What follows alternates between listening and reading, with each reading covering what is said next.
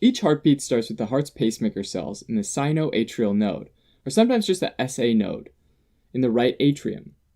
The SA node sends an electrical signal that propagates out through the walls of the heart and contracts both upper chambers, then moves through the atrioventricular, or AV node, where the signal stops for a split second and then goes down into the lower chambers, where it moves down the bundle of His, into the left and right bundle branches, and into each ventricle's Purkinje fibers, causing them to contract as well.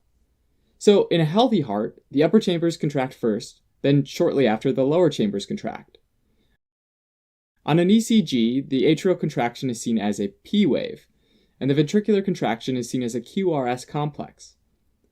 The interval from the start of the P wave to the start of the QRS complex is called the PR interval, and is normally between 120 and 200 milliseconds, or 3 to 5 tiny boxes on the graph paper that it's usually printed out on, since each box is 40 milliseconds or 0.04 seconds. Heart block describes a type of arrhythmia, or abnormal rhythm, that happens when an electrical signal gets held up and delayed, or blocked entirely, at some point along the conduction system. These blocks or delays usually happen because of some sort of damage or fibrosis to the electrical conduction system, the pathways that conduct the electrical signal. Lev's disease, or Lenigre-Lev syndrome, is used to describe the large proportion of cases that are idiopathic, and described as progressive cardiac conduction defects, meaning it's not clear exactly what causes it, but over time, fibrosis, or scarring, develops in the conduction system which can delay or stop electrical conduction. This is usually a result of the aging process in the heart, and happens most often in the elderly, although some hereditary forms have been identified and can happen in younger people. Another large proportion of cases, though, are a result of ischemic heart disease, when the heart cells don't receive enough oxygen and can die off, as with a heart attack. This again leaves scar tissue that can block the electrical signal. In fact, it's estimated that about 20% of patients that have a heart attack go on to develop a heart block. Finally, it's worth pointing out that the electrical conduction system is kind of like the electrical wiring in the walls of a house. So it makes sense that diseases of the heart muscle walls, cardiomyopathies, and inflammation of the heart muscle, or myocarditis, can both cause heart block. An atrioventricular, or AV block, is used to describe when the signal is delayed or blocked when it's trying to move from the atria to the ventricles. First-degree AV block is when the signal is delayed, but still makes it to the ventricles. This type has a PR interval greater than 200 milliseconds. Even though these signals are delayed, in first-degree block they still reach the ventricles. First-degree block isn't usually associated with any symptoms, and treatment or management of first-degree block might involve identifying electrolyte imbalances or causes due to medications, although it usually doesn't require further treatment. Second-degree AV block can be split into two types. Type 1, called Mobitz 1, or sometimes Winkie-Bach, happens when the PR interval gets progressively longer with each beat until a P wave is blocked completely. So maybe the first PR interval is 200 milliseconds, then the next is 260 milliseconds, then 300 milliseconds, and then finally the next one doesn't make it to the ventricles, and you get what's called a dropped beat. When a signal doesn't make it to the ventricles from the atria, and if a long enough time passes by, let's say about 2 seconds, then the ventricle's pacemaker cells kick in, sort of as a fail-safe mechanism called a ventricular escape beat. Most people with this type don't have any symptoms, but occasionally people feel lightheadedness, dizziness, and syncope. Second-degree AV block, type 2, or Mobitz 2, is similar to type 1 in that you get intermittent drop beats, except that this time they happen fairly randomly, so you don't have this progressive lengthening of the PR interval. A lot of times a ratio for the overall number of beats conducted to not conducted is given, like 2-to-1 Mobitz 2 AV block. But again, remember that those drop beats happen fairly randomly, so we can't really predict exactly when the next beat will get dropped.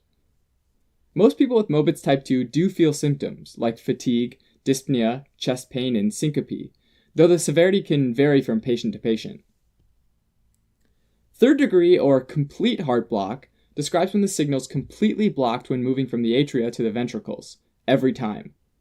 So in this case, even though the atria might be going along at 60 beats per minute, as if everything was normal, none of those signals make it down to the ventricles, and the ventricles struggle along with escape beats at very slow rates, probably closer to 30 beats per minute.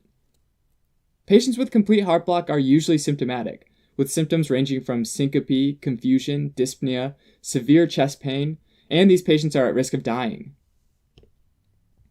When someone has AV block, it's important to figure out the underlying cause and address it. For example, it could be an adverse effect from a medication or from an infection. In terms of treating AV block, typically a medication can be used to increase the heart rate, like atropine. Alternatively, transcutaneous pacing might be used, where electrical pacing of the heart is done through electrodes placed on the skin. If the underlying cause is irreversible and the AV block is severe, patients ultimately might need a permanent pacemaker, which is implanted and continually monitors the patient's rhythm. And if it detects a delay, it'll send an electrical impulse into the ventricles, causing them to contract. Alright, as a quick recap.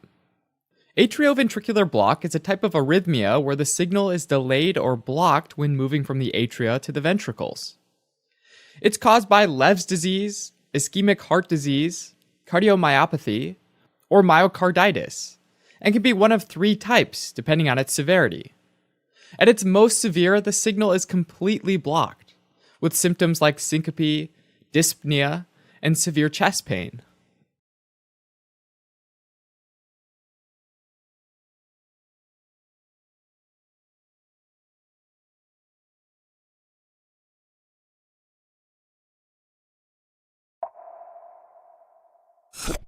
Each heartbeat starts with the heart's pacemaker cells in the sinoatrial node, or sometimes SA node, in the right atrium. The SA node sends out an electrical signal that propagates out and contracts both upper chambers, then moves through the atrioventricular, or AV node, down into the lower chambers, where it reaches the bundle of His and then splits into the left and right bundle branches, serving the left and the right ventricles, respectively. The signal then goes on to each ventricle's Purkinje fibers, which leads to ventricular contraction. Now, a bundle branch block describes when the electrical signal gets completely blocked or held up along one of the bundle branches. In most cases, this block or delay is caused by fibrosis or scarring that either occurs acutely or chronically. Acute causes can be things like ischemia and heart attack, or myocarditis, inflammation of the heart tissue. Chronic conditions that might lead to fibrosis of the heart tissue include hypertension, coronary artery disease, and cardiomyopathies, because they can all cause slow and steady remodeling of the heart muscle. So if the block happens on the right side, it's referred to as a right bundle branch block. So with this type, the electrical signal starts in the SA node, contracts the atria, moves through the AV node, splits at the bundle of His, and then moves down the left bundle branch, but's blocked on the right bundle branch. And so the left ventricle contracts first. The signal then spreads from the Purkinje fibers of the left ventricle over to the right ventricle, which contracts, but this happens after the left contracts. So with the right bundle branch block, the right ventricle contracts late. If the block happened to be on the left side instead, a left bundle branch block, the signal would be delayed on that side, and so the right ventricle would contract first, and then the left ventricle would contract late. Now, on an electrocardiogram, or ECG, normally you have the characteristic P wave, which corresponds to the atria contracting, then the QRS complex, which corresponds to both ventricles contracting and is usually between 80 and 100 milliseconds long. If there's a delay in depolarization of one of the ventricles, the QRS complex gets wider because depolarization starts on time but ends later than usual. Since now one of the ventricles is contracting late, a QRS complex longer than 120 milliseconds is common to see in a bundle branch block. Okay, so far we've been looking at a relatively common view of the heart, called lead 2, which is a type of limb lead, since we get it by attaching leads to the right arm and left leg, both of which are limbs. Even though this lead can give us some solid information, it's often helpful to use other leads as well, especially when differentiating between left and right bundle branch block. The chest or precordial leads are really useful for doing just that. Chest leads look at the heart's electrical activity when viewed from a slice parallel with the ground, so it's a bit different from the limb leads, which look at the heart in the frontal plane, which is perpendicular to the ground. For chest leads, they go from V1 coming straight out the front of the chest to V6 going out the left side of the chest. Each of these is like looking at the heart from a different perspective, right? V1 and V6 are particularly helpful because they're the farthest apart from each other, and therefore have the most contrast between views.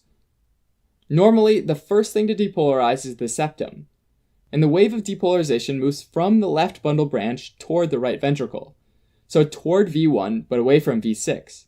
meaning you'll get a positive deflection on V1 and a negative deflection on V6.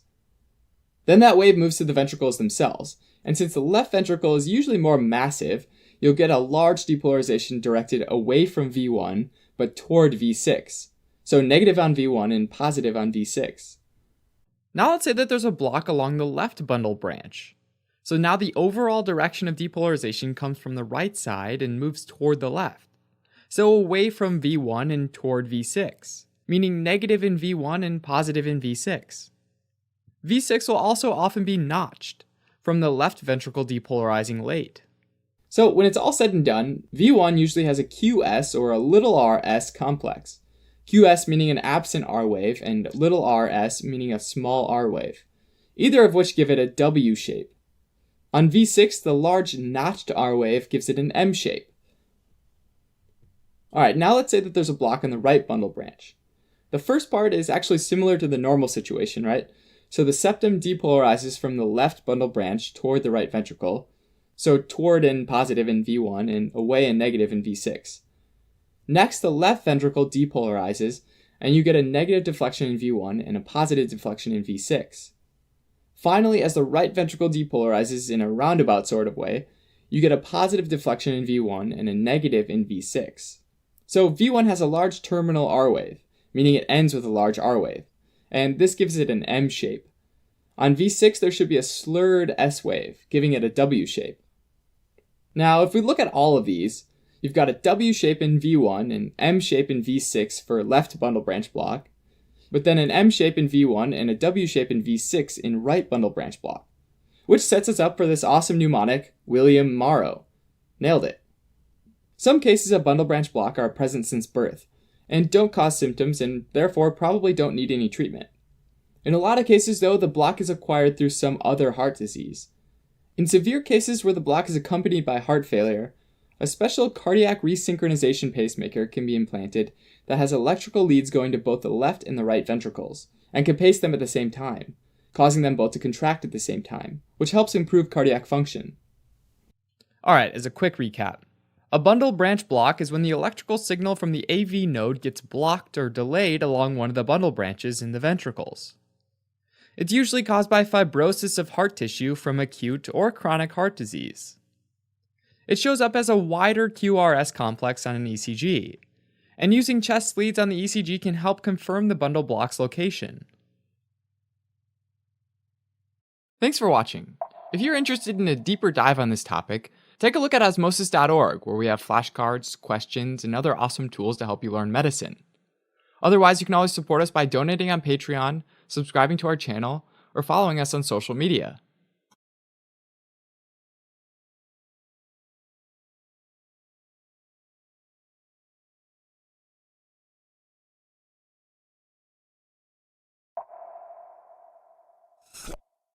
The heart has 4 chambers. 2 upper chambers, the right and the left atrium, and 2 lower chambers, the right and the left ventricles.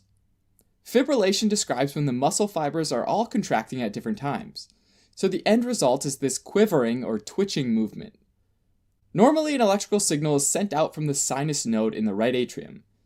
It then propagates out through both atria super fast, which allows them to all depolarize at about the same time, and you end up with this nice coordinated contraction of the atria.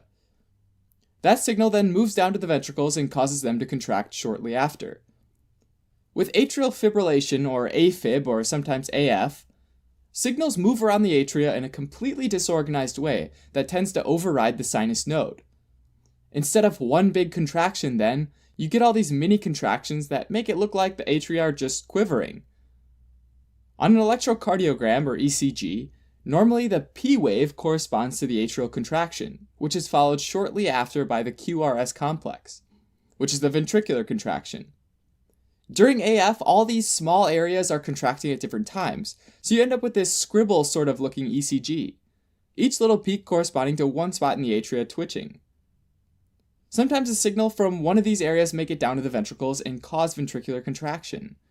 These contractions and QRS complexes are interspersed at irregular intervals though, and usually at fairly high rates between 100 and 175 beats per minute. In the normal heartbeat, a well-coordinated atrial contraction does contribute a small amount of blood that's called the atrial kick. People with AF lose this atrial kick, although this loss isn't life-threatening. Okay, but how or why does this happen in the atrium? Why do the cells start depolarizing in a totally uncoordinated way? Well, the answer isn't super cut and dry. There are a ton of risk factors that predispose someone to developing AF, and the exact mechanisms aren't well understood. AF often happens alongside other cardiovascular diseases, like high blood pressure, coronary artery disease, valvular diseases, essentially anything that can create an inflammatory state or physically stretch out the atria and potentially damage the cells in the atria. Other non-cardiovascular risk factors include obesity, diabetes, and excessive alcohol consumption. Adding to all this, there also seems to be a genetic component as well. These factors likely stress the cells in the atria, which can lead to tissue heterogeneity, which means that the cells start taking on different electrical properties. For example, this cell might start conducting signals faster than its neighbor, and that cell might develop a shorter refractory period, which is the time following a depolarization that they can't conduct another signal. These different tissue properties can ultimately cause the conduction in the atria to become unpredictable. Normally, with tissue that's the same, you'll get essentially one wavefront of conduction that moves through the atria. With different tissue properties, multiple wavelets are thought to develop, called the multiple wavelet theory. These wavelets conduct randomly around the atria, sometimes colliding and creating new daughter wavelets. Along with this multiple wavelet theory, there's also an automatic focus theory, where there's a specific origin that's thought to initiate AF by rapid firing of electrical impulses that overtake the sinus node. And combined with the risk factors and tissue heterogeneity, this can promote AF, and it's thought that the focus of cells are conducting cells in the cardiac muscle around pulmonary veins. Yeah, pulmonary veins. Remember that these veins physically enter the left atrium. And where the pulmonary veins enter, there's this tissue that has really unique electrical properties.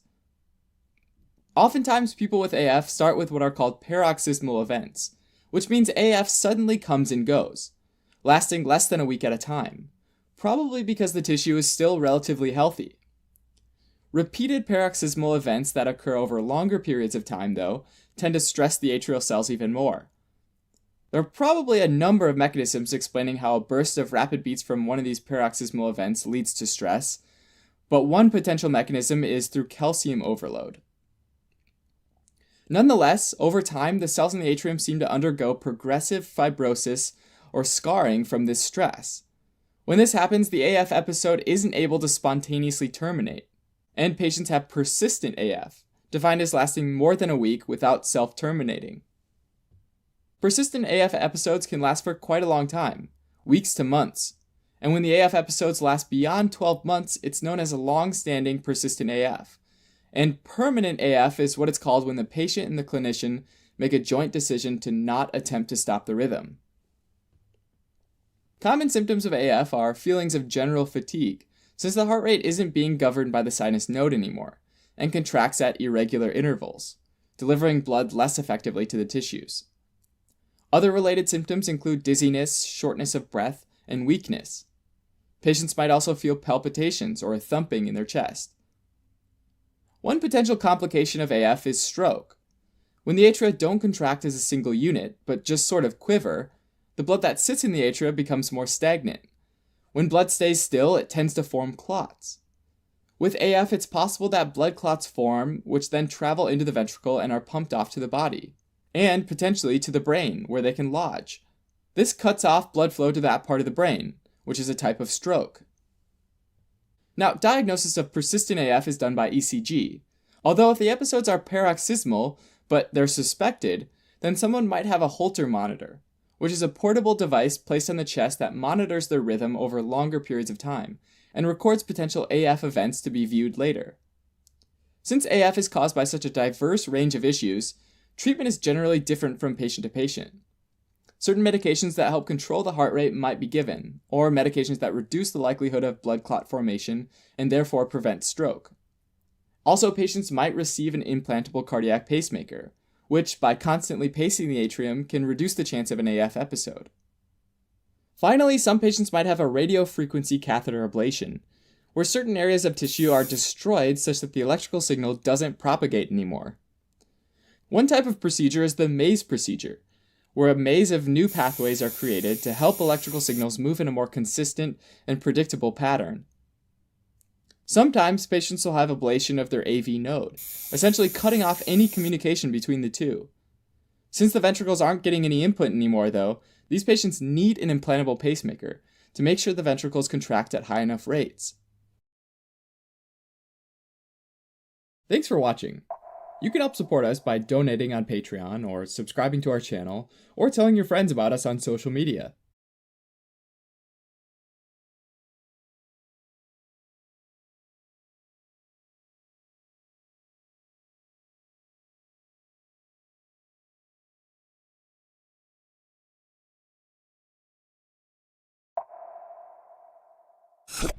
The heart has 4 chambers. 2 upper chambers, the left and the right atrium, or together the atria, and 2 lower chambers, the left and the right ventricles. Atrial flutter is used to describe when the atria contract at really high rates, about 300 beats per minute, but sometimes as high as 400 beats per minute. Why flutter? Well, there's a wave of muscle contraction that flows through the atria that looks a little like it's flapping or fluttering, hence the name. Normally, an electrical signal is sent out from the sinus node in the right atrium. It then propagates out through both atria super fast, causing the atria to contract. Usually that signal moves in one direction, from the atria to the ventricles, through the AV node. It then moves down to the ventricles and causes them to contract shortly after. After each ventricular contraction, the ventricle has to wait for another signal from the sinus node. With atrial flutter, a re-entrant rhythm starts in either the right or the left atrium. Re-entrant signals loop back on themselves, overriding the sinus node and setting up an endless cycle that causes the atria to contract again and again and again, at really fast rates. There are actually 2 types. Type 1, or typical atrial flutter, is more common and is caused by a single re-entrant circuit that moves around the annulus, or the ring of the tricuspid valve, of the right atrium, usually in a counterclockwise direction when viewed looking up through the tricuspid valve. Okay, so imagine that you're this eyeball looking up through the valve. You'll see the superior vena cava, or SVC, the inferior vena cava, or IVC, and the coronary sinus, or CS. In this case, a stretch of tissue along the pathway called the cavo-tricuspid isthmus propagates the signal more slowly than the surrounding tissue. Tissue that was just activated can't be activated again until a certain amount of time has passed, which is called the refractory period. So that slow propagation through the isthmus gives the tissue enough time to be out of refractory, and therefore the circuit can loop back on itself. Type 2, or atypical atrial flutter, is where a re-entrant circuit develops in either the right or the left atrium, but the exact location is less clearly defined. Again, though, we've got a similar setup, where a wave of activated tissue, or depolarization, hits a bit of tissue in such a way that it creates a loop of depolarization that keeps going around and around. Alright, since everyone has a cavo-tricuspid isthmus, but not everyone has atrial flutter, there must be something else at play here that causes a re-entrant circuit. In most cases, there's some underlying disease, like ischemia, that makes the heart cells more irritable, which can change some of their properties, like the refractory period, making it more likely re-entrant circuits develop. In addition, usually the circuit is initiated by a premature atrial contraction, or PAC, which is an electrical impulse that's sent out early in the atrium, before you'd normally expect one. The exact cause of PACs generally isn't known, and they can even happen in otherwise healthy people. So let's just say tissue A has a short refractory period, and tissue B has a longer refractory period. If a PAC is timed just right, one tissue might depolarize, and one might not. And this can propagate an abnormal wave of depolarization, which can go through the atria and initiate a re-entrant circuit. In order for the ventricles to contract, though, that signal needs to move down through the AV node. Luckily, the AV node has a relatively long refractory period, meaning it can't conduct every single impulse being sent from the atria, and typically maxes out around 180 beats per minute, meaning it has to wait a minimum of about 1/3 of a second, or 333 milliseconds, until it can relay another signal. So if the atrial rate's higher than 180 beats per minute, you'll end up only getting a ratio of atrial beats to ventricular beats, like 2-to-1 or 3-to-1 in this case. It might make a little more sense if we look at an ECG. Now, normally the depolarization wave originates in the SA node and produces what's called a P wave. The normal firing rate from the SA node is 60 to 100 beats per minute. But in atrial flutter, the electrical signals are coming from a re-entrant circle which moves much faster. Let's say 350 beats per minute. In this case, there are no normal P waves. Instead, they're called flutter waves, or F waves, and they take on this sawtooth shape. Starting with this guy, it goes to the ventricles and contracts the ventricles, causing this QRS complex. If the cells in the AV node need to wait about 330 milliseconds, the next atrial contraction, which happens in about 170 milliseconds, won't be able to conduct to the ventricles. The next atrial event after that, though, lands at about 340 milliseconds from the first one, which means that the AV node's out of refractory and ready to go. So it conducts this one. In this example, therefore, we've got a 2-to-1 atrial to ventricular rate, because for every 2 atrial contractions, only one of them will lead to a ventricular contraction. So, in this example, there were 350 atrial beats per minute, but only 175 ventricular beats per minute. Now let's say the atria were going at 400 beats per minute. The first one conducts, then it's 150 milliseconds to the next one. Then the next atrial beat after that would land at 300 milliseconds, and the AV node still wouldn't be ready, right?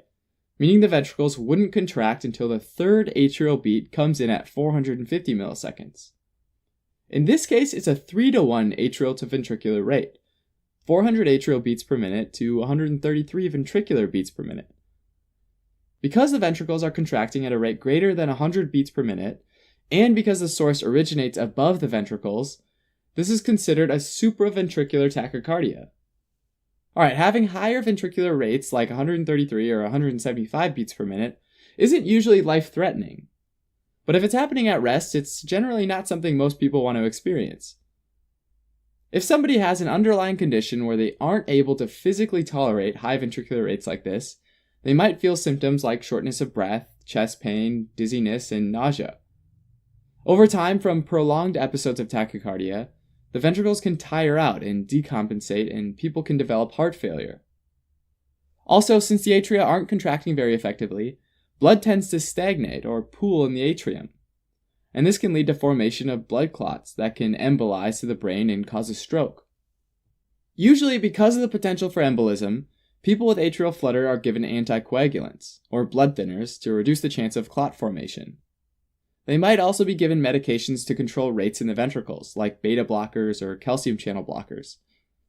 Alternatively, an electrical cardioversion can be performed to stop the episode of flutter. These essentially depolarize all the atrial tissue at once and let the sinus node take control again. Finally, depending on the type of flutter, type 1 versus type 2, patients might be good candidates for a radiofrequency catheter ablation. Essentially, the cavo-tricuspid isthmus is destroyed, such that no signals can propagate through it, and therefore no circuit can develop around the tricuspid valve. Alright, as a quick recap. Atrial flutter is when the atria repeatedly contracts at really high rates, usually due to an underlying condition combined with premature atrial contraction. Faster atrial contractions in turn increases the rate of ventricular contractions, which can cause shortness of breath, chest pain, dizziness, and nausea in certain people. Over time, atrial flutter can lead to heart failure, blood clots, and strokes. Thanks for watching. If you're interested in a deeper dive on this topic, take a look at osmosis.org, where we have flashcards, questions, and other awesome tools to help you learn medicine. Otherwise, you can always support us by donating on Patreon, subscribing to our channel, or following us on social media.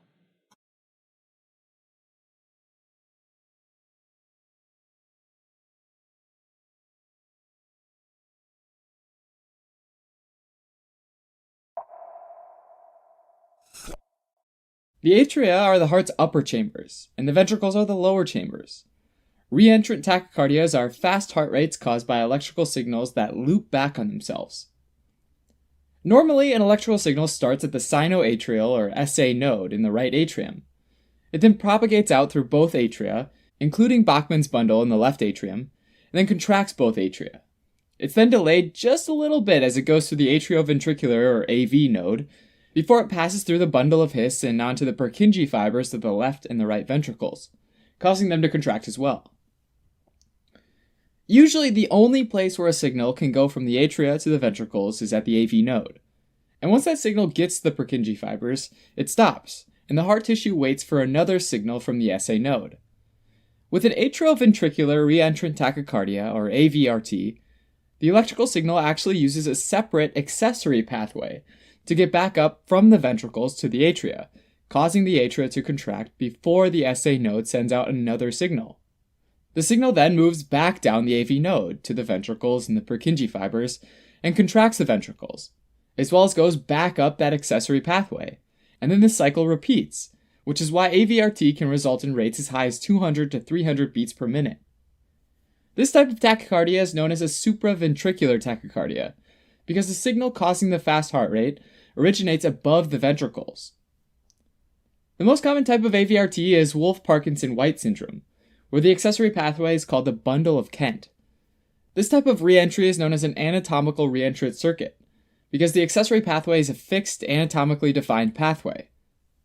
Another type of reentrant circuit, though, is atrioventricular nodal reentrant tachycardia, or AVNRT. AVNRT, just like AVRT, is a type of supraventricular tachycardia, but with AVNRT, it's in or near the AV node, which, just like before, contracts the ventricle and the atria every time it goes around.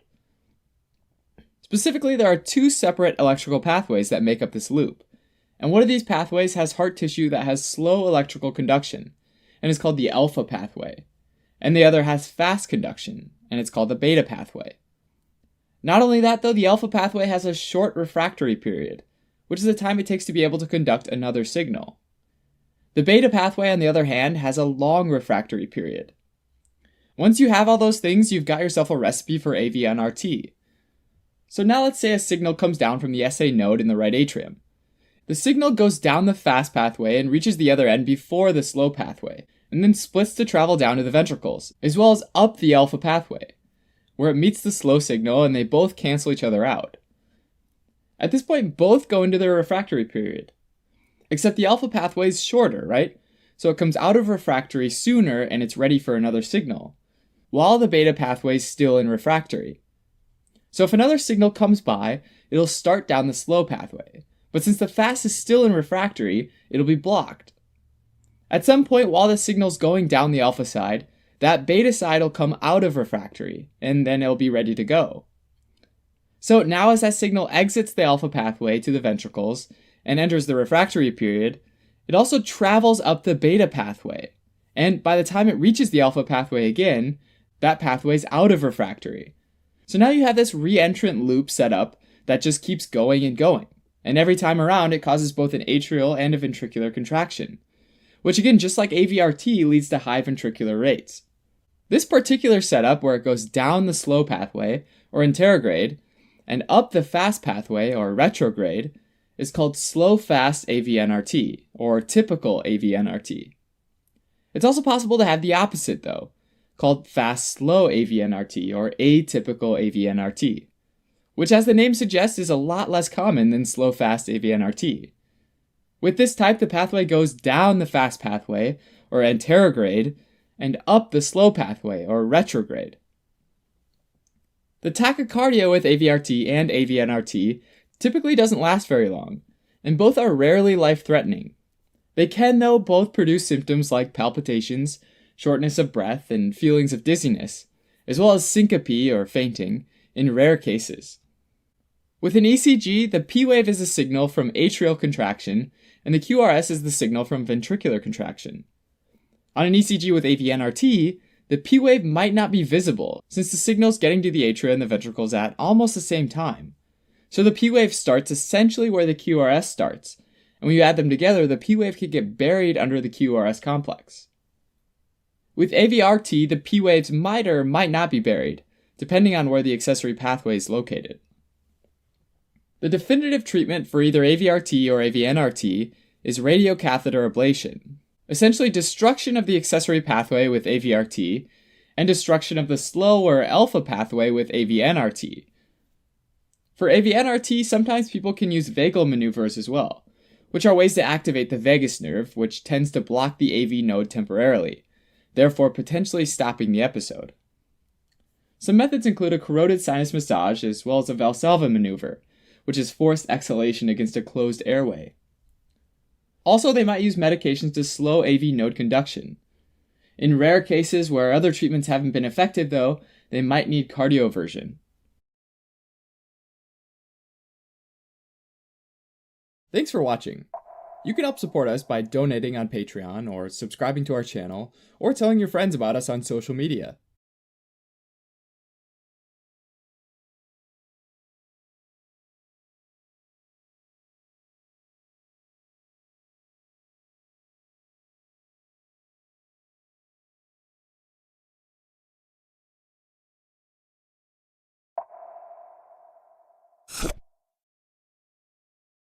The heart has two upper chambers, called the atria. So a premature atrial contraction, or PAC, is when the atria contract earlier than normal in the cardiac cycle. So if we simplify this heart a little bit, normally the sinoatrial or SA node sends an electrical signal that propagates out through the walls of the heart and contracts both upper chambers. Then that signal moves to the atrioventricular or AV node, where the signal is delayed for a split second. And then it goes down into the ventricles or lower chambers, where it moves down the bundle of His into the left and right bundle branches, and into each ventricle's Purkinje fibers, causing them to contract as well. So in a healthy heart, the upper chambers contract first, then shortly after the lower chambers contract. On an electrocardiogram or ECG, which measures the electrical activity of the heart via electrodes that are placed on the skin, the atrial depolarization, and therefore its contraction, is seen as a P wave. The ventricular contraction is seen as a QRS complex, and the ventricular repolarization, and therefore its relaxation, is seen as a T wave. If an atrial cell outside the SA node initiates a depolarization, it's called an atrial ectopic focus. Now, this could be a cell that's part of the conduction system, or it just could be another cardiac muscle cell. This typically happens when atrial cells get irritated and stressed. And the causes of that might include things like electrolyte imbalances, drugs like cocaine or methamphetamines, ischemic damage like a heart attack, or anything that increases sympathetic activity, like anxiety. Another type of atrial ectopic focus is a reentrant loop, which is when there's some tissue that doesn't depolarize right. This could be like scar tissue after a heart attack. And as a result, the wave of depolarization ends up circling around and around that tissue. A reentrant loop basically starts sending out depolarization waves to the rest of the heart tissue each time the wave goes around. So in short, a particularly stressed out atrial cell or a reentrant loop can send out depolarization waves that contract the atria. And this results in an early or premature atrial contraction. One important effect of the premature depolarization is that the ectopic focus will depolarize the cells of the SA node, causing the SA node to skip a cycle. So let's say that the SA node is firing along as usual. But all of a sudden, an ectopic focus fires one off early. If we measure out the interval between each SA node's depolarization, we see that it should have fired here. But it doesn't because it was depolarized by the ectopic focus. This means that the SA node essentially skips one cycle of sending out its signal. So the sinus node waits the same interval but fires based on the ectopic beat. So what you end up with is this interval with two sinus beats and an ectopic beat in the middle. And this is less than if it had been 3 sinus beats in a row. This is called a non-compensatory pause, where the sinus P wave to the ectopic P wave to the next sinus P wave is less than the sinus P wave to the sinus P wave to the sinus P wave. Alright, so also the location of the ectopic focus in the atria determines how the heart contracts, and therefore what the ECG looks like. If the ectopic focus is at the bottom of the atria, then the P waves will be upside down, because the flow of electricity goes from the bottom of the atria to the top, which is in the opposite direction of how the depolarization normally spreads. Also, the closer the ectopic focus is to the AV node, the shorter the PR interval, which is the time from the P wave to the QRS complex. This is because that wave has a shorter distance to travel, and therefore gets there faster. If the heart is beating fast enough, the P wave from the premature atrial contraction might happen at the same time as the T wave from the previous normal contraction.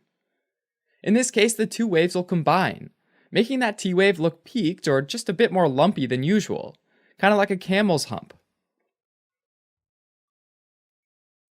Also, though, the timing of the PAC will determine how the heart contracts and therefore what the ECG looks like. When that depolarization wave from an atrial ectopic focus gets to the AV node, there are a couple options. First, if the AV node is receptive, it gets conducted down to the ventricles, resulting in a normal QRS complex. Another scenario, though, is if a depolarization wave from an atrial ectopic focus gets through the AV node, but gets sent through the ventricles abnormally, like when a bundle branch is in refractory. This will lead to an aberrant signal. Most often, the aberrancy is due to a right bundle branch block, because that's the one that has a longer refractory period. In this situation, the depolarization wave conducts down the left bundle branch and then through the ventricles aberrantly, resulting in an abnormally wide QRS complex. Now, in both of these situations, the QRS complex comes in early, which means an early ventricular contraction. This means that the heart doesn't have as much time to fill with blood as it normally would, and when it doesn't fill as much, it doesn't stretch as much, and therefore it doesn't pump as strongly as it normally would. The last option is if the depolarization from the atrial ectopic focus gets to the AV node while it's still in refractory, and this means that that signal doesn't get conducted at all, meaning that there's no QRS complex or ventricular contraction. Even in that situation, though, the SA node still gets reset. And once again, one cycle later, the SA node fires a tiny bit early since it gets reset by the atrial ectopic focus, and it's followed by a normal-looking QRS complex. In this scenario, since the ventricles are filling with blood this whole time, the ventricle ends up getting a bit overfilled and stretched out more than it normally would. Since it gets so stretched out, this results in a really strong contraction that people can often feel as a palpitation. Sometimes premature atrial contractions can keep happening rather than being isolated events. When a premature atrial contraction consistently comes after each normal cardiac cycle, it's called atrial bigeminy. And when one consistently comes after every 2 normal cardiac cycles, it's called atrial trigeminy. This so-called group beating can be differentiated from a type 1 second-degree atrioventricular heart block by identifying the abnormally shaped P waves that are characteristic of an atrial ectopic focus. For symptoms, most people with premature atrial contractions don't actually notice them, but if they keep happening, they can cause lightheadedness due to less blood being delivered to the brain, and they might also feel palpitations. In rare situations, an ectopic focus can trigger atrial fibrillation, which is a more serious arrhythmia where the atria essentially just quiver. Premature atrial contractions are diagnosed with an ECG, which shows an early and abnormal-looking P wave, and a potential QRS that might go along with it. Sometimes a Holter monitor, which is like a continuous ECG monitor used over a few days, is needed to capture the event. Typically, treatment for premature atrial contractions isn't required, but if there's an obvious cause like a medication or use of a substance, then stopping that typically resolves the issue. If the premature atrial contractions keep happening or cause palpitations, they can be treated with beta blockers or calcium channel blockers, both of which prevent the heart from beating too strongly. If an ectopic focus is triggering atrial fibrillation, radiofrequency ablation can be done, which is where radiofrequency waves are used to destroy the tissue that's causing the ectopic heartbeat. Alright, as a quick recap, a premature atrial contraction is when the atria contract too early because of a depolarization from an ectopic focus. The ECG will show an early and abnormal P wave, as well as one of 3 patterns: normal ventricular conduction, aberrant ventricular conduction, or a conduction block, depending on where the PAC happens.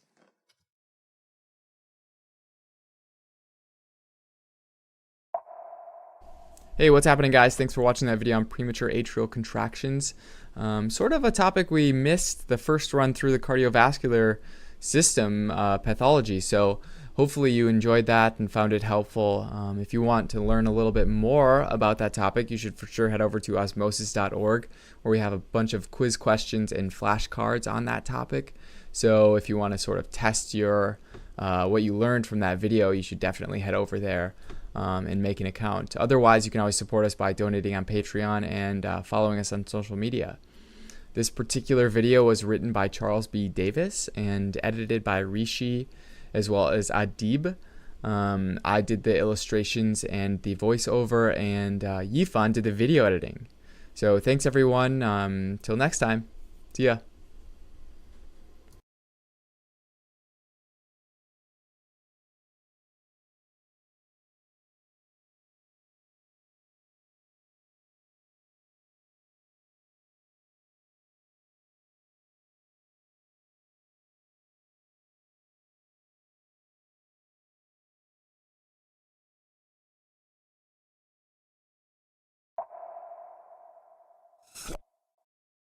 Wolff-Parkinson-White pattern, or WPW, is a type of heart arrhythmia caused by an accessory pathway, or an extra electrical conduction pathway connecting the atria and ventricles, or the upper chambers and the lower chambers of the heart.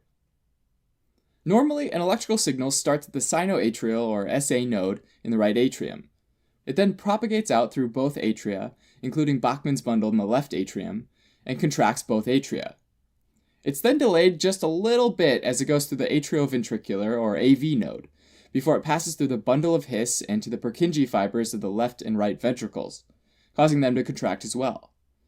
On an electrocardiogram, the P wave corresponds to the atrial contraction, the PR interval corresponds to the slight delay through the AV node, and the QRS complex is ventricular contraction. Now, in a normal electrical conduction system, the AV node is the only place where the signal can get through from the atria to the ventricles. It's kind of like there's this gatekeeper that has to stop the signal to make sure everything's good before letting it pass. So there's always a slight delay here. People with WPW essentially have a secret backdoor entrance.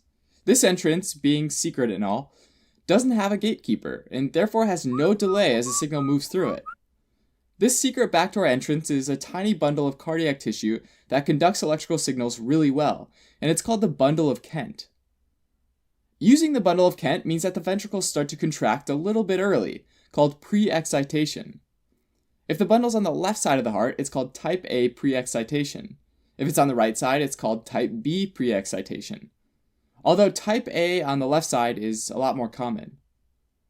Alright, even though that signal sneaks through early, the signal waiting at the AV node eventually makes its way through, and the two signals essentially combine to contract the ventricles. So on an ECG, people with WPW have a short PR interval with a delta wave as well as QRS prolongation. Which makes sense because the signal's taking the shortcut and contracting the ventricles early, which means that the PR interval is shorter and the overall QRS complex is longer. People with WPW usually have a PR interval less than 120 milliseconds and a QRS complex greater than 110 milliseconds. Also, the ST segment and T wave, which represents repolarization, will often be directed opposite the QRS complex. This WPW pattern doesn't typically cause any symptoms, and it's relatively benign.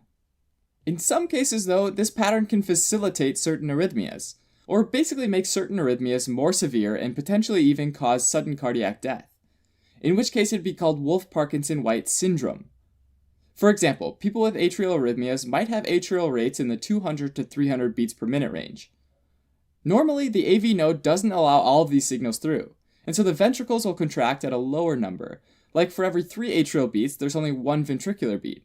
So for 300 beats per minute in the atrium, the ventricle might be going at 100 beats per minute. For people with a bundle of Kent, though, those signals aren't held up at the AV node, and the ventricles contract at the same rate as the atrium, in this case at 300 beats per minute, which is way too fast for the ventricles. And this can quickly lead to cardiogenic shock, since the heart doesn't even have time to fill with blood before each contraction, and so it's barely pumping any blood. In other cases, the extra pathway can set up a re-entry circuit. In the case of a re-entry circuit, the signal might move back up the accessory pathway, since the majority of these bundles of Kent are actually bidirectional, meaning the signal can go from the atrium to the ventricle as well as from the ventricle to the atrium. So an example of this would be if an electrical signal goes down the AV node, goes through the ventricles, and then goes back up the bundle of Kent, causing the atria to contract. And then it goes back down the AV node, contracts the ventricles again, and goes back up the bundle of Kent, creating a re-entry circuit. This type, where it goes from the ventricle to the atrium, is called atrioventricular reentrant tachycardia, or AVRT, with orthodromic conduction, and can lead to very high ventricular rates, between 200 and 300 beats per minute. Less commonly, the signal can move in the opposite direction, called AVRT with antidromic conduction. These circuits can be initiated by several mechanisms, like premature contractions in the atria or the ventricles. It's estimated that about 1 in 1,000 people have Wolff-Parkinson-White pattern, which is congenital and present at birth. A small proportion of this already small proportion go on to have the symptoms that we just discussed. If they do develop dangerous tachyarrhythmias, though, they might be treated pharmacologically, but a definitive treatment is radiofrequency catheter ablation of the accessory pathway, or the bundle of Kent. This treatment essentially uses cautery to cut and destroy this pathway, essentially boarding off the secret back door, leaving only one connection between the atria and the ventricles, the AV node.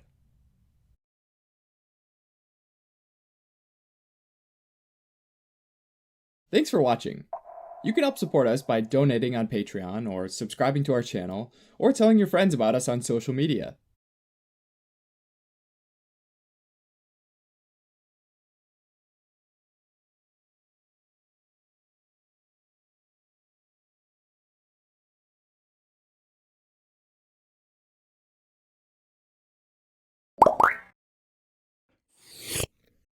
Ventricular tachycardia, also known as VT or VTach, is a wide complex tachycardia originating from an ectopic ventricular pacemaker, often in the setting of myocardial ischemia or structural heart disease.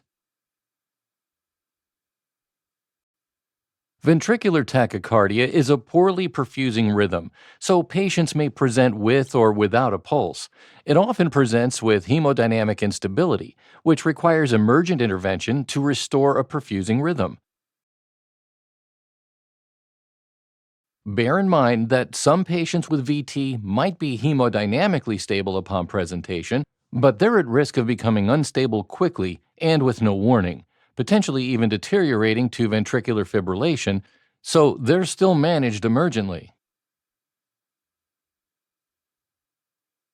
Now, based on duration, VT can be classified as non-sustained, which lasts less than 30 seconds, or sustained, which lasts more than 30 seconds.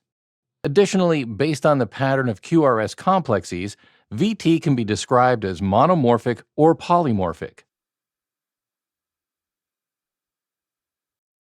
Now, if an individual presents with signs or symptoms of VT, you should first perform an ABCDE assessment. These patients will generally be unstable, so begin acute management. Stabilize their airway, breathing, and circulation. Next, obtain IV access. Attach a cardiac rhythm monitor and provide supplemental oxygen if they're hypoxemic. Here's a high-yield fact. While providing acute management, it's also important to look for reversible causes, which can be remembered as the 5 H's and T's. The H's include hypoxia, hypothermia, hypovolemia, hydrogen ions for acidosis, and hyper or hypokalemia, while the T's include toxins, cardiac tamponade, thrombosis for myocardial infarction, thrombosis again for pulmonary embolism, and tension pneumothorax. Next, assess for signs of VT on the cardiac rhythm monitor. Signs of VT include a heart rate above 150 beats per minute, QRS complex width of 140 milliseconds or greater, and the presence of AV dissociation, which means there's no clear relationship between the P waves and QRS complexes. If there are no signs of VT, consider an alternative diagnosis. On the other hand, if all signs are present, diagnose ventricular tachycardia. Now, after diagnosing VT, you need to assess the duration. Now, a clinical pearl. All patients with pulseless VT must be treated with immediate defibrillation, while patients with a pulse can be treated with antiarrhythmics like amiodarone or procainamide.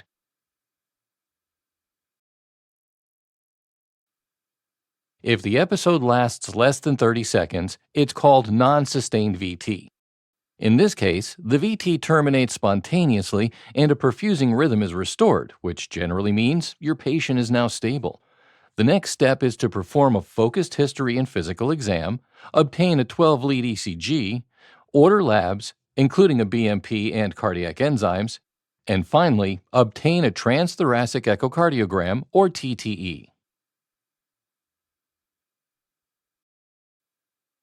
If your patient reports anginal chest pain, ECG shows ST or T changes, and labs reveal elevated cardiac enzymes, diagnose acute coronary syndrome. Management typically requires reperfusion therapy, which can be either pharmacological or mechanical, which involves percutaneous coronary intervention. On the other hand, if your patient reports exertional dyspnea, exam reveals peripheral edema, and TTE shows systolic or diastolic dysfunction, diagnose structural heart disease. In this case, treat the underlying cause and consider placing an implantable cardioverter defibrillator if the left ventricular ejection fraction is under 35%.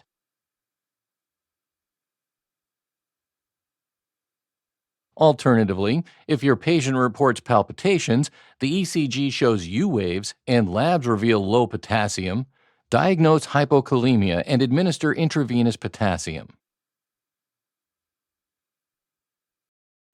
Finally, if history reveals no chest pain or exertional dyspnea, ECG shows no changes, labs are normal, and TTE shows no evidence of structural heart disease, diagnose idiopathic VT. This doesn't require treatment unless it becomes recurrent, in which case beta blockers are the preferred treatment. All right, now let's take a look at patients with VT that lasts more than 30 seconds, called sustained VT. In these individuals, first you need to assess the QRS morphology. If the QRS complexes look similar from beat to beat, diagnose monomorphic VT.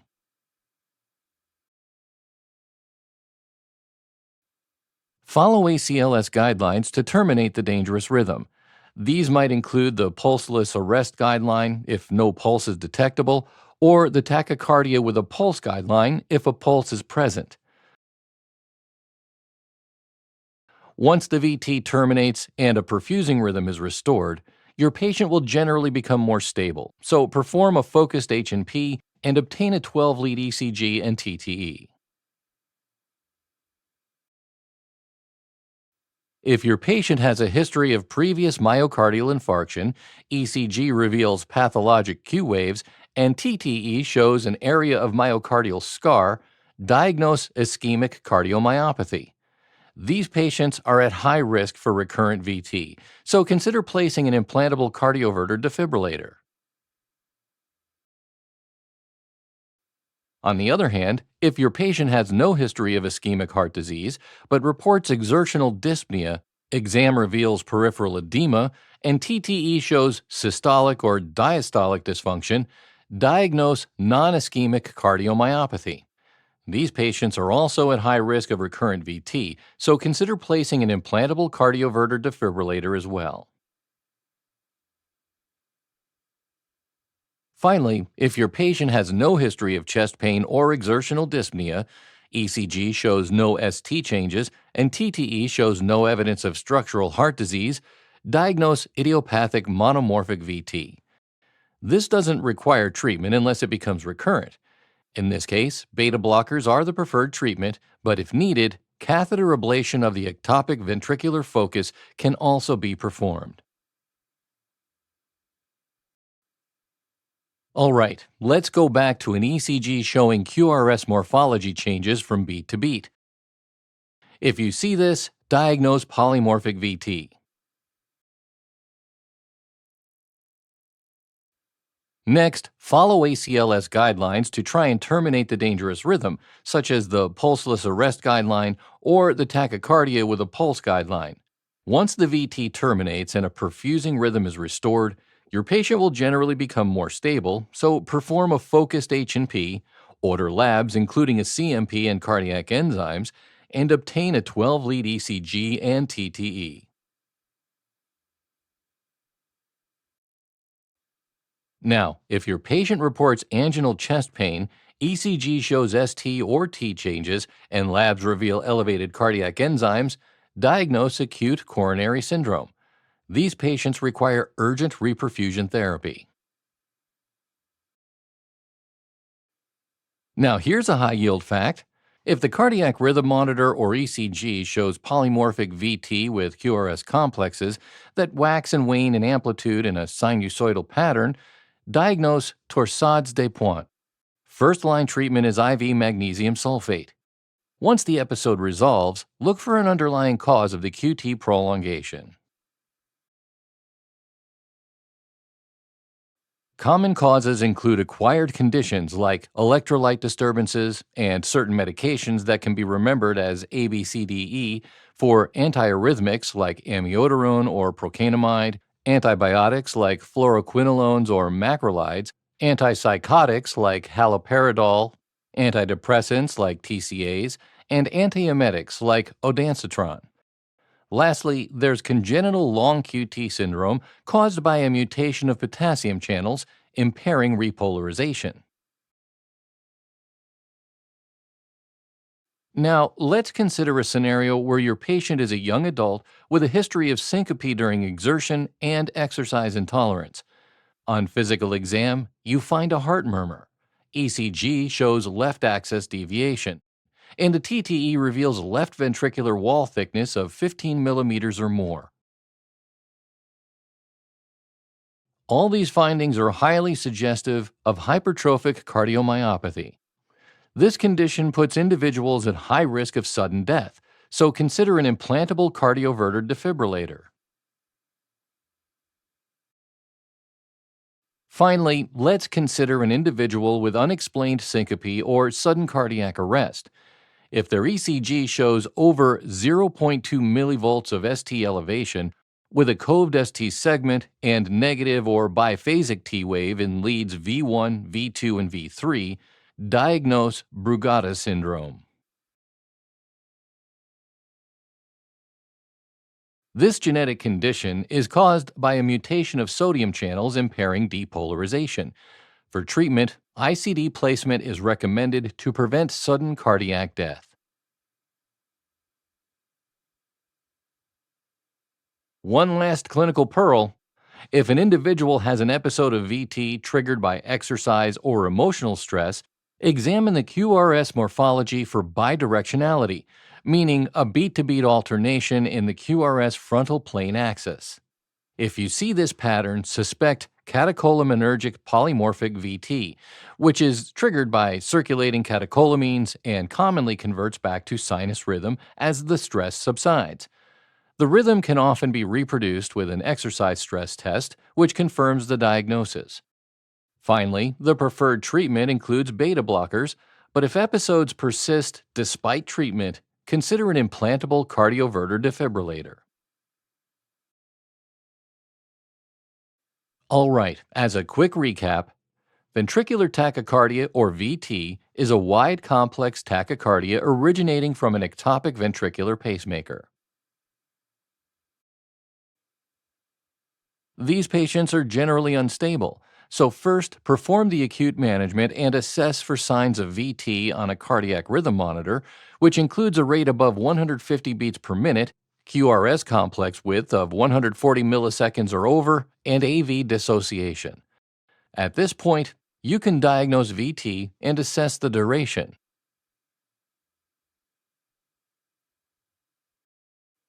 Episodes that last less than 30 seconds are called non-sustained VT and are typically associated with conditions like acute coronary syndrome, structural heart disease, hypokalemia, or idiopathic. On the other hand, episodes lasting more than 30 seconds are called sustained VT. In these individuals, your next step is to assess QRS morphology.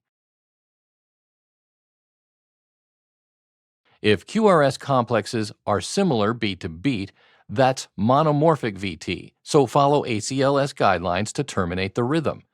The most common conditions associated with monomorphic VT include ischemic cardiomyopathy, non-ischemic cardiomyopathy, or idiopathic. However, if QRX complexes change from beat to beat, that's polymorphic VT. So again, follow ACLS guidelines to terminate the rhythm. The most common conditions associated with polymorphic VT include acute coronary syndrome, hypertrophic cardiomyopathy, or Brugada syndrome. The treatment of VT is based on the presentation, ECG findings, and potentially reversible causes. Treatment options include reperfusion therapy, implantable cardioverter defibrillator, IV potassium, beta blockers, and catheter ablation.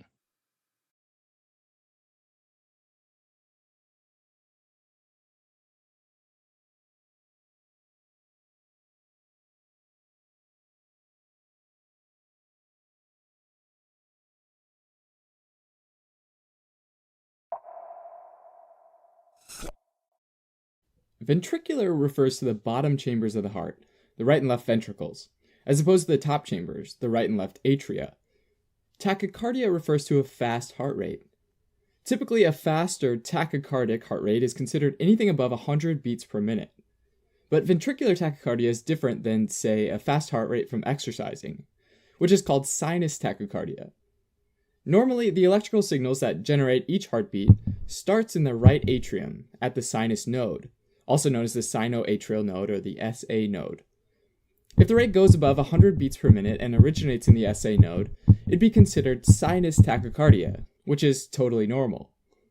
Sometimes, though, heartbeats can become abnormal if that electrical signal doesn't start in the SA node and starts in the ventricles instead. Premature ventricular contractions, or PVCs, are single beats originating from the lower chambers. Anytime there are more than 3 beats like this in a row, then it's defined as ventricular tachycardia. Ventricular tachycardia, sometimes called VTAC or VT, can cause the heart rate to go above 100 beats per minute, which can be extremely dangerous and lead to sudden cardiac death. But hold on, how can that happen? It's not like when we're exercising, we're risking sudden cardiac death, right? Well, even though we say tachycardia is anything above 100 beats per minute, most patients with ventricular tachycardia experience heart rates as high as 250 beats per minute. 250 beats per minute means the heart rate's beating over 4 times per second. And when the chambers are pumping that fast, they don't have enough time to even fill with blood. So the heart is furiously pumping out just tablespoons of blood to your body, and most importantly, your brain, which is just not enough. If this happens, a person can have symptoms of not having enough perfusion to their tissues, like chest pain, fainting, dizziness, or shortness of breath. It can even cause sudden death. Now, there are essentially 2 ways an electrical signal can start in a ventricle. Either the signal's focal or it's reentrant. Focal VTAC is where a specific area of the ventricle has abnormal automaticity. The automaticity rate is the frequency at which a cell sends out a signal. So for the pacemaker cells in the SA node, the rate is between about 60 and 100 signals per minute, resulting in 60 to 100 beats per minute. Let's just say 60 beats per minute, so 1 beat every second.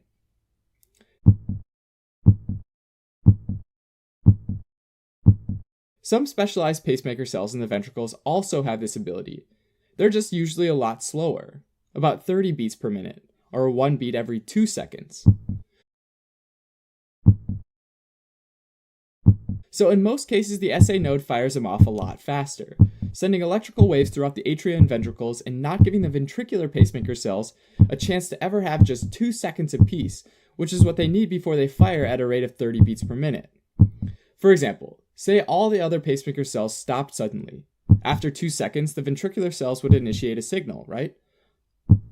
Alright, now if a certain area of ventricular tissue gets stressed or irritated in some way, the ventricular pacemaker cells might start firing at higher rates, and essentially flip roles with the SA node, firing so fast that the pacemaker cells in the SA node don't get a chance to fire. And at this point, the heartbeat is being driven by the ventricles. This stress might be triggered by things like certain medications, illicit drugs such as methamphetamine or cocaine, electrolyte imbalances, and ischemia to the ventricular muscle. More commonly, though, the VTAC is actually reentrant as opposed to focal. So if we take a closer look at the cardiomyocytes, or heart muscle cells, instead of the pacemaker cells, these can be stressed in a similar way as well, which might change a couple of their properties, including how fast they relay or conduct the signal to the next cell, as well as how long their refractory period is. Now, the refractory period is this period right after conducting the signal, where the cells can't conduct another signal. To help explain this, let's say that this myocardial tissue on side A conducts really fast, so the electrical signal zips through, but it takes a long time to be able to conduct again. In other words, it has a long refractory period. The other side, side B, is the exact opposite, so slow conduction, short refractory period. Now, this isn't entirely unusual, since the heart naturally can have tissue with different properties. But let's say that this tissue becomes damaged and some of these cells actually die, like with a heart attack. Well, now you'll get some scar tissue, which really can't conduct the signal as well. And sometimes this can create a sort of split pathway, where it goes around the scar tissue and meets back up on the other side. And with these conditions met, it's possible that a re-entrant circuit develops. Okay, so if one signal comes through, that's fine, because on side A, the wave makes it around first and goes onto the rest of the ventricle and contracts the ventricle. But it also starts up the other path and sort of runs into the other slower wave, called a unidirectional block. Now, side A goes into its long refractory period, whereas side B goes into its short refractory period. So basically, side B comes out of refractory first. If another signal comes early, while side B is ready but side A is not ready, and is still in refractory, it'll be stopped on the A side, right? But it'll move down the B side. If by the time the signal makes it down the slow side B, side A is now out of refractory, the signal can re-enter the circuit, essentially moving up side A. It then gets back to the top of side A, and then goes down side B again, which comes down and then goes back up. And this can happen again and again, and every time you go around, you get a ventricular contraction, or a heartbeat. And this is what can lead to a re-entrant ventricular tachycardia. Now, the type of ventricular tachycardia is diagnosed via electrocardiogram, or ECG. ECGs measure the electrical activity of the heart via electrodes that are placed on the skin. A normal ECG looks something like this, with characteristic waves P, Q, R, S, T, and sometimes U. This big guy in the middle, the QRS complex, represents the depolarization and therefore the contraction of the ventricular muscle fibers. During ventricular tachycardia, you'll typically see something like this. Each of these represents a ventricular contraction. When they all look the same, it's called monomorphic, since it just has one morphology, or one form. This is typically the case for re-entrant circuits, since it's just that one single spot where everything's starting from. It's also the case for focal VTs where one group of cells is responsible. Sometimes the VT can be polymorphic though, meaning the shape changes from beat to beat because the signal's originating from different points in the ventricles. Polymorphic VT might happen when multiple areas of pacemaker cells become irritated and develop increased automaticity rates, like from severe hypoxia, for example. Having VTAC is really dangerous and can develop into another dangerous rhythm called ventricular fibrillation. Both of these require immediate medical attention. VT is treated with cardioversion, either drug cardioversion or electrical cardioversion. Drug cardioversion involves a drug treatment that aims to lower the heart rate back to a normal rhythm. Electrical cardioversion, on the other hand, uses an electrical pulse of energy delivered to the heart that's synchronized with the fast rate to be delivered on the R wave, which is the peak of the QRS complex. And this is done to try to avoid delivering it during a vulnerable period on the T wave, in which the electrical cardioversion could induce ventricular fibrillation. Sometimes patients might have a radiofrequency catheter ablation, where radiofrequency waves are used to heat up and destroy the tissue that's causing the irregular heartbeat, which can essentially cure certain tachycardias. Sometimes patients prone to having bouts of ventricular tachycardia will be surgically implanted with a small device capable of delivering electrical cardioversion, called an implantable cardioverter defibrillator, or an ICD. Thanks for watching. You can help support us by donating on Patreon, or subscribing to our channel, or telling your friends about us on social media.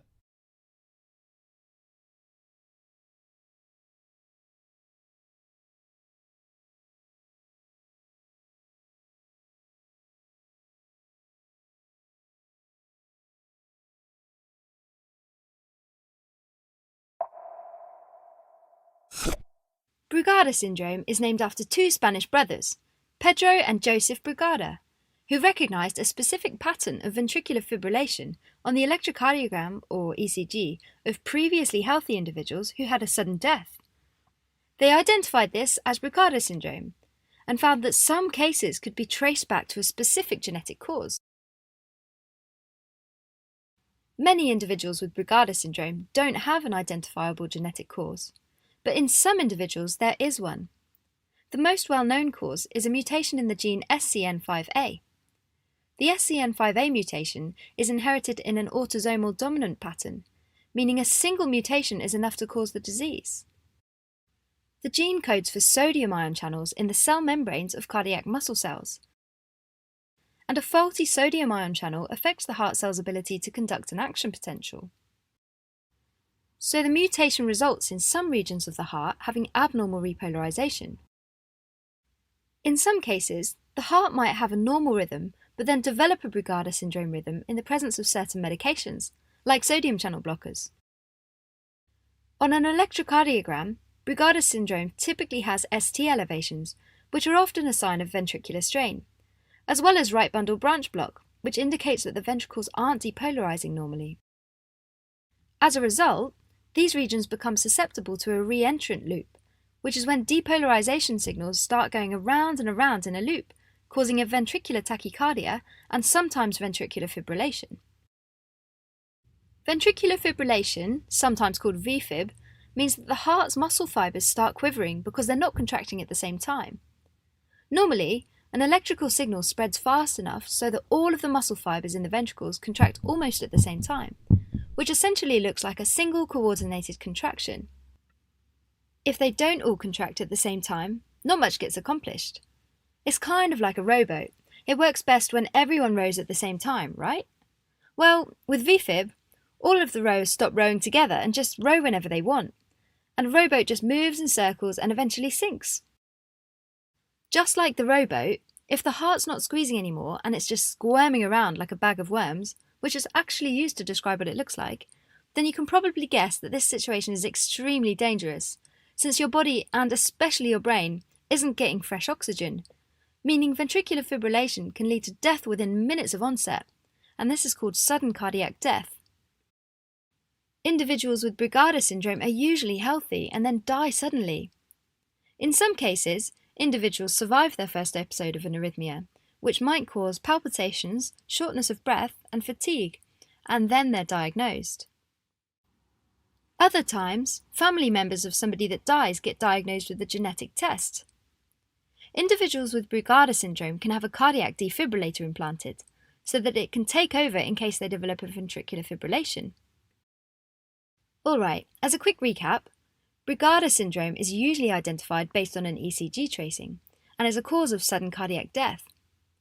Some cases have been linked to a gene mutation in SCN5A, which encodes a sodium channel found on cardiac muscle cells. Ultimately, Brugada syndrome can lead to ventricular fibrillation, which is when the ventricles contract in an uncoordinated way, and in some cases a defibrillator is implanted to prevent sudden cardiac death.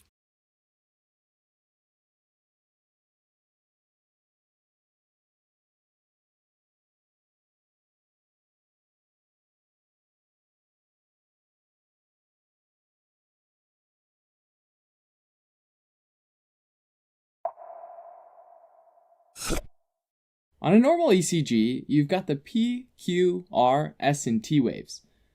The QT interval spans from the start of the Q to the end of the T wave. Long QT syndrome, or LQTS, is when somebody's QT interval is longer than normal, which should typically be less than half of a cardiac cycle. In fact, for a heart rate of 60 beats per minute, the QT interval is generally considered to be abnormally long when it's greater than 440 milliseconds in males or 460 milliseconds in females. If you measured someone's QT interval at a different rate though, say 90 beats per minute, and it was 400 milliseconds, you can't really use that to compare to these values at 60 beats per minute, since the QT interval changes depending on the rate. As rate increases, the QT interval decreases. So what we have to do is find the corrected QT interval, or QTC, at the different rates so that you can compare it to the QT interval at 60 beats per minute. Even though there are a couple formulas you can use, the Bazette formula is probably the simplest, where the corrected QT interval equals the QT interval in milliseconds divided by the square root of the R to R interval in seconds divided by 1 second. As a bit of a side note, usually this formula is expressed without the divide by 1 second bit. But the astute observer will notice that the units won't work out if you do that. Interestingly, the original formula did include dividing by 1 second to get the units to work out. But for some reason in a paper way back when, that step wasn't included, and basically the version without the 1 second, the sort of unit incorrect version, has been used ever since. Anyways, let's do a quick example of a male with a 400 millisecond QT interval at a rate of 90 beats per minute. Comparing to the values at 60 beats per minute, 400 milliseconds wouldn't be considered a long QT, right? If we use our handy formula though, we'll plug in 400 for QT and 90 beats per minute, or 0.66 seconds per beat. So we have a QT of 400 milliseconds divided by the square root of 0.66 seconds over 1 second, which is 400 milliseconds divided by 0.81, which is unitless. And we get a corrected QT interval of 493 milliseconds, which is greater than 440 milliseconds. So actually, a 400 millisecond QT interval at 90 beats per minute is considered long. Alright, so the QT interval is a little long. What's wrong with that? Well, the QRS complex corresponds to the ventricles depolarizing and contracting. After they depolarize, they have to repolarize, and that's captured by the T wave. When someone has a long QT interval, it means that they have an abnormally long repolarization of some of their heart cells, but not all of their heart cells, which is an important point to remember. Specifically, some of the heart cells are taking longer than normal to repolarize compared to their neighboring heart cells. Having some cells with an abnormally prolonged repolarization phase is thought to be caused by abnormalities in the movement of ions through ion channels, which is responsible for both depolarization and repolarization. And each time it depolarizes and repolarizes, it's called a cardiac action potential, where ions flow in and out of the cell. And this happens in 4 phases, which we can plot on a graph of membrane potential over time. During phase 2, potassium channels open and let potassium flow out, which tends to want to make the membrane potential more negative. But L-type calcium channels open and let calcium flow into the cell, which tends to want to make the cell more positive, and therefore it maintains the plateau phase. During phase 3, the potassium channels stay open, but now the L-type calcium channels close, which lets the cell repolarize. So it's thought that dysfunction in the L-type calcium channels is one mechanism that can lead to a long repolarization phase. Specifically, they might let in more calcium during phase 2, making the membrane potential more positive and causing an early after depolarization, or an EAD. Other mechanisms involve sodium and potassium ion channels, which can also malfunction and cause EADs as well. If the EAD is large enough, it might propagate out and depolarize the ventricles, causing a premature ventricular contraction, or a PVC. In other words, an unexpected ventricular contraction. If at this point some neighboring cells are ready for another depolarization, and some cells aren't, then that wave of depolarization will propagate through the ready cells, but get blocked by the not ready cells. Then at some point when those not ready cells come around, the wave of depolarization can double back, potentially creating a re-entrant circuit, which leads to re-entrant tachycardia, which are super fast heart rates that can happen because the signals might propagate around in a circular way, over and over and over again. This becomes a special type of ventricular tachycardia, or VT, which is associated with long QT syndrome called torsade de pointe, which means the twisting of points because the QRS complexes seem to twist around the isoelectric line. And since the QRSs are different in shape, this is more specifically a type of polymorphic VT. Rates for torsade range between 150 and 250 beats per minute, the upper end of which is really fast, right? So although these episodes can revert to a normal rhythm spontaneously, they can also be really serious, and people with torsade can feel palpitations, dizziness, and syncope, or fainting. And it can even potentially lead to sudden cardiac death. Alright, so with long QT syndrome and torsade, the cause of these abnormal ion channels is often congenital, meaning it's present at birth and caused by some genetic abnormality. There are at least 10 specific gene mutations that are known to be linked with long QT syndrome, which are referred to as, for example, LQT1, LQT2, and so on, all of which have some effect on one or more ion channels. Aside from congenital causes, though, sometimes the QT interval can be prolonged by certain medications, which affect ion channels.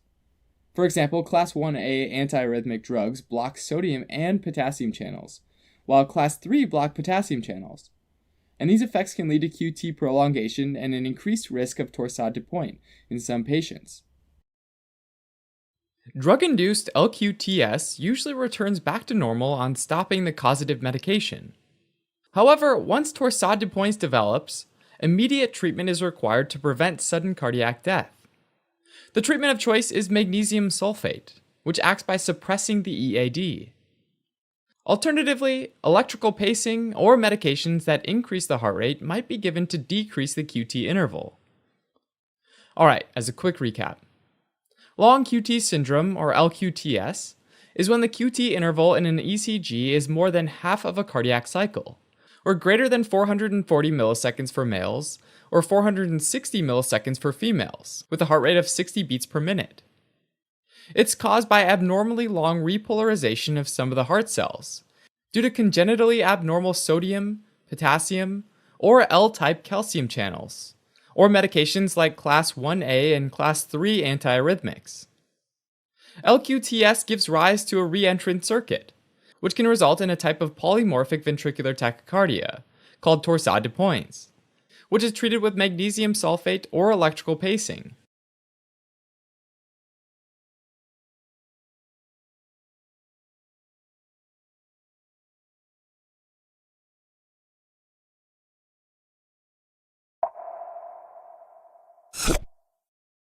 The heart has two lower chambers, called the ventricles, so a premature ventricular contraction is when the ventricles contract earlier than normal in the cardiac cycle.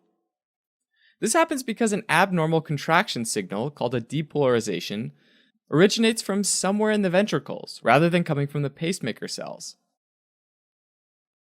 So if we simplify this heart a little bit, normally the sinoatrial or SA node sends an electrical signal that propagates out through the walls of the heart and contracts both upper chambers.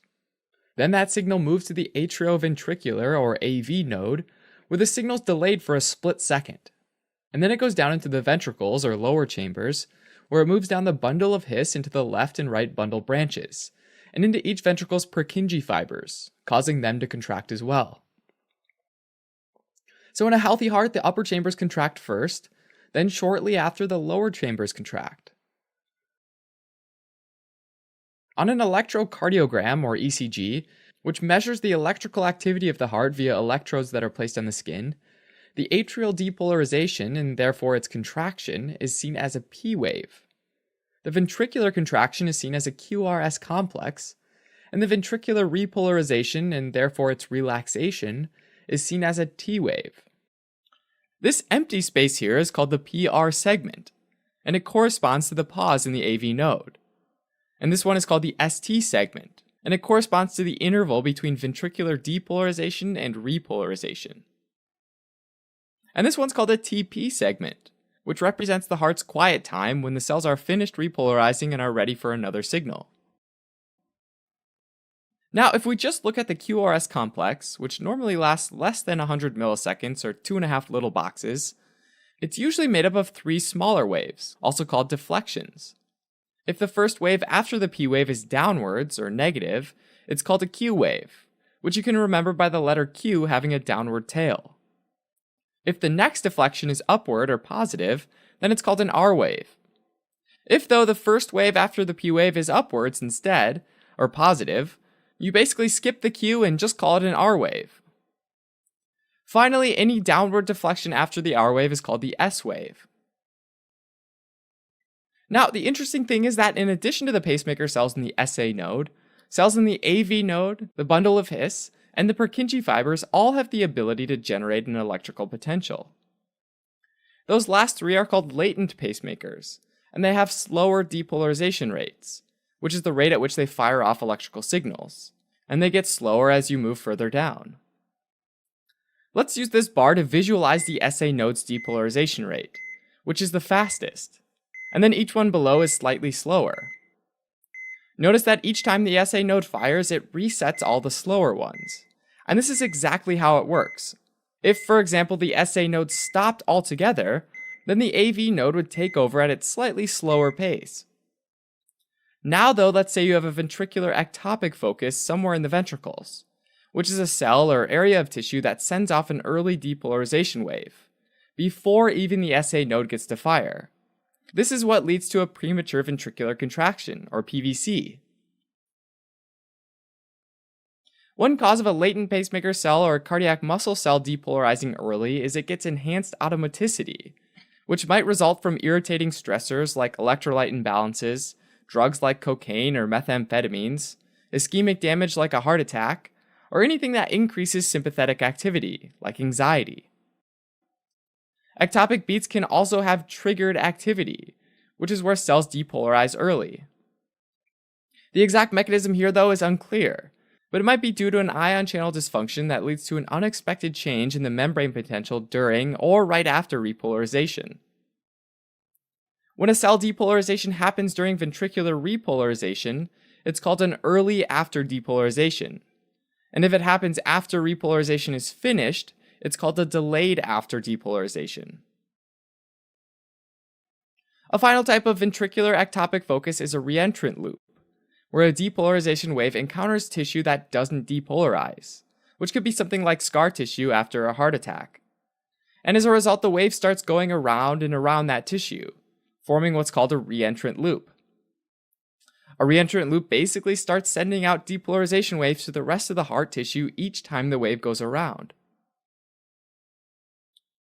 If the ectopic focus originates in the right ventricle, the wave will depolarize the right ventricle first and then the left ventricle. And this produces a QRS complex that looks like a left bundle branch block.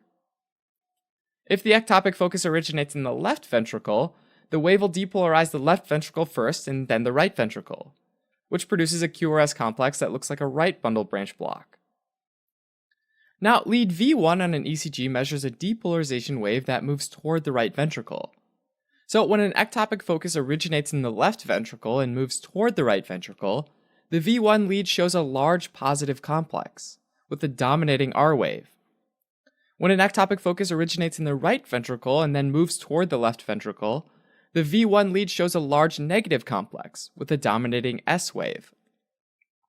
Regardless of the originating ventricle, a premature ventricular contraction often has an abnormal T wave, since the timing and direction of repolarization will be abnormal as well. Alright, so let's say that the heart's cruising along at about 60 beats per minute, which means that there's 1 second between P waves and QRS complexes. All of a sudden, an ectopic focus in the ventricles fires off, which contracts the ventricles, and that wave of depolarization tries to travel up to the atrium. But since this happens so close to the previous depolarization, the atrium's still in its refractory period, so the wave gets stopped at the AV node. A split second later, the ventricle enters its refractory period. Since the sinus node's going at 1 beat per second, and it's out of refractory, it fires off a signal and the atria contracts and you get another P wave, which is right on schedule. But this time the opposite thing happens, and the ventricle's in refractory, so it doesn't contract. Now both relax and come out of refractory, and exactly 1 second later the sinus node sends another signal and the atrium contracts as it should, and then everything carries on as per usual. This situation is called a compensatory pause, which is defined as having a normal sinus complex landing exactly 2 times the normal sinus interval, which was 1 second, so 1 times 2 equals 2 seconds. What ends up happening here is there's this big long pause between ventricular contractions, which is greater than the sinus interval. Longer time between contractions means more ventricular filling, which means the heart contracts with greater strength, which can be felt as a palpitation. Alright, now let's run a slightly different scenario, one where the PVC comes a little bit later, after the atrium comes out of refractory. In this case, the wave of depolarization makes it into the atrium and depolarizes the atrium, including the sinus node. So essentially the sinus node resets about 4.4 boxes from the last. or 0.88 seconds. In this case, after being depolarized, the sinus node waits its 1 second, and then sends another signal, and again we carry on as normal. This time we call this a non-compensatory pause, because the sinus complex lands less than 2 times the normal sinus interval. And this is how you can tell if the PVC depolarized the atrium or not. A ventricular ectopic focus can fire at different points in the cardiac cycle, which we can look at using the ECG.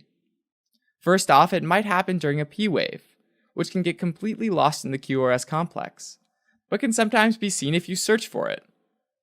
Next, the ectopic beat could happen during the PR segment, and because the ectopic depolarization happens relatively slowly, oftentimes it'll combine with a normal depolarization wave coming down the ventricular conduction system, resulting in a ventricular fusion beat. These can appear lots of different ways, depending on where the two depolarization waves meet each other. Early after depolarizations might start during the ST segment, or even during the T wave, which is called R on T phenomenon. This used to be considered an ominous sign of an impending dangerous arrhythmia, but recent studies show that this might be a bit more unclear than once thought. Sometimes premature ventricular contractions can keep happening, rather than be isolated events. For example, ventricular bigeminy is when a premature ventricular contraction consistently comes after each normal cardiac cycle. Ventricular trigeminy, on the other hand, is when one consistently comes after every 2 normal cardiac cycles. Also, you might have multiple ectopic foci firing off PVCs, which end up producing different appearing QRS complexes on a single rhythm strip. Now, most people with premature ventricular contractions don't notice them, but if they keep happening, they can cause lightheadedness because of less blood getting delivered to the brain. In rare situations, an ectopic focus can trigger ventricular tachycardia, or even ventricular fibrillation, which are both serious arrhythmias where the ventricles beat too quickly to fill up with an adequate amount of blood. The diagnosis of a premature ventricular contraction is based on an ECG, but sometimes a Holter monitor, which is like a continuous ECG monitor used over a few days, is needed to capture the event. Typically, premature ventricular contractions don't need treatment, and if there's an obvious cause like a medication or a use of a substance, then stopping that typically resolves the issue. If the premature ventricular contractions keep happening or cause palpitations, they can be treated with beta blockers or calcium channel blockers, both of which prevent the heart from beating too strongly. If an ectopic focus is triggering ventricular arrhythmias, radiofrequency ablation can be done, which is where radiofrequency waves are used to destroy the tissue that's causing the ectopic heartbeat. Alright, as a quick recap, premature ventricular contractions are abnormal heartbeats that originate in the ventricles, and show up as tall and wide QRS complexes on an ECG. They can be caused by abnormal automaticity, re-entry, or a triggered after depolarization. They're usually asymptomatic, but when they're a sign of an underlying disorder, treatment including a radiofrequency ablation might be necessary. Hey guys, Vince here. So I actually didn't have anything to do with this video. It's one of Tanner's. He's on a much-deserved vacation right now, and he'll be back next week. Anyway, Tanner always does a really spectacular job explaining the cardiovascular stuff, so I hope that today's video was useful to you. Of course, he didn't act alone. Today's script was written by Charles Davis and Tanner. It was edited by Risha Desai. Tanner created the illustrations and performed the voiceover, and Yip Font did the video editing. If you'd like to support the creation of more of these kinds of videos, I encourage you to check us out at osmosis.org. There we have all sorts of great stuff that'll help you learn medicine. This includes unreleased videos, tens of thousands of practice questions and flashcards, study schedule organizers, and other great stuff. If you want a second opinion about that, check us out on Facebook. You guys have been absolutely wonderful to us. We have over 1,000 5-star reviews and a bunch of great testimonials from people across all sorts of disciplines explaining exactly how osmosis has helped them become better clinicians. All right. Thanks a lot, guys. Bye.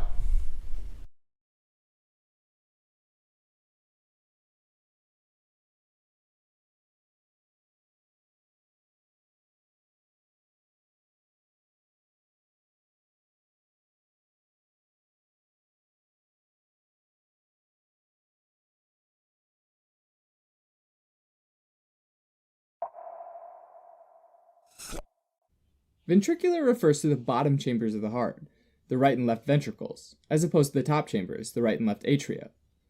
Fibrillation means quivering from uncoordinated muscle fiber contraction. So ventricular fibrillation, or sometimes VFib or VF, means the heart's muscle fibers start quivering because they're not contracting at the same time. Normally, an electrical signal spreads fast enough so that all the muscle fibers in the ventricles contract at almost the same time, which essentially looks like a single coordinated contraction. If they don't all contract at about the same time, not much gets accomplished. It's kind of like a rowboat. It works best when everyone rows at the same time, right? Well, with VF, all the rowers stop rowing together and just row whenever they want, and the rowboat just moves in circles and eventually sinks. Just like the rowboat, if the heart's not squeezing anymore and it's just squirming around like a bag of worms, which is actually used to describe what it looks like, then you can probably guess that this situation is extremely dangerous, since your body, especially your brain, isn't getting fresh oxygen, meaning ventricular fibrillation can lead to death within minutes of onset, called sudden cardiac death. Now, the exact mechanisms leading up to VF aren't always super clear though, mostly because it's hard to know what's happening in the heart immediately before VF. Most often though, the heart cells become stressed or damaged in such a way that different areas of tissue are structurally and electrically changed and have different properties.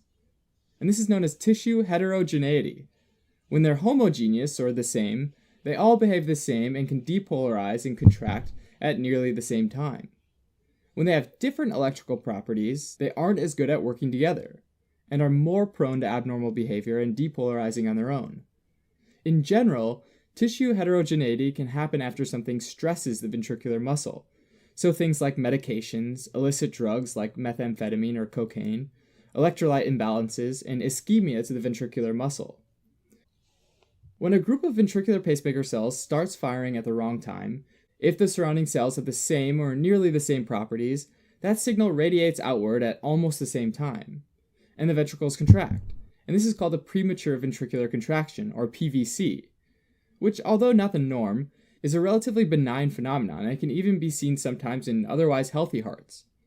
Having more than 3 PVCs in a row, though, would be called ventricular tachycardia, and ventricular tachycardia can sometimes progress to ventricular fibrillation. In our example, let's say the surrounding cells have way different properties, like maybe these cells don't conduct the signal as fast as these cells.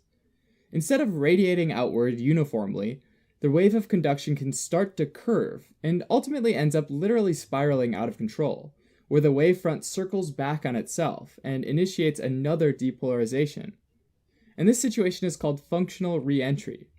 And that spiral can spread and break down into other mini spirals, leading to fibrillation and the different areas of the heart depolarizing and contracting at different times. Alternatively, the re-entry behavior can start up because of the presence of scar tissue, which can happen after a heart attack. Because remember that scar tissue isn't electrically conductive, so the signal just goes around and around the scar. In this case, it's known as an anatomical re-entry. One last means of inducing fibrillation is through electrocution, meaning external electrical stimulation.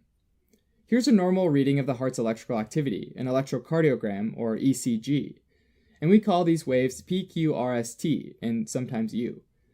The QRS complex, right in the middle, corresponds to the ventricles contracting. If the heart tissue is stimulated at just the right time, during the upslope of the T wave, here, it can actually induce fibrillation. Right after the ventricles contract, the cells enter into a refractory period, where they can't be stimulated to contract again. And during the upslope of the T wave, some cells are starting to come out of refractory, so those cells might be ready to go again, whereas other cells might still be in the refractory phase. Some cells therefore might contract and some might not, and this can lead to this abnormal conduction that could lead to similar re-entry phenomenon we just talked about. During VF, the whole PQRST breaks down completely, and all you see are these small fib waves, each one corresponding to an area of the ventricle depolarizing on its own. One of the only ways to stop fibrillation once it's started, unless it breaks on its own, is again external electrical stimulation, or defibrillation. This is typically a high energy shock that's meant to depolarize everything at once, or at least a large enough portion of the heart tissue, or a critical mass, to allow the sinus node, or the heart's main pacemaker, to take control again. Basically, we're trying to interfere and stop all these re-entry spirals at the same time. So this would be like if the captain of our rowboat got on the loudspeaker and screamed to get everyone's attention all at once. Sometimes patients might be given an implantable cardioverter defibrillator, or ICD. ICDs are surgically implanted and can constantly monitor a patient's ECG. If the patient's ECG suddenly breaks down into fib waves, the device recognizes it as a VF and promptly delivers a defibrillating shock. Patients might also be given medications following a VF event to help reduce the likelihood of episodes in the future. Although ICDs and medication can't fix the underlying condition that ultimately leads to VF, they have been shown to be very beneficial and effective at improving survival. Thanks for watching. You can help support us by donating on Patreon, or subscribing to our channel, or telling your friends about us on social media.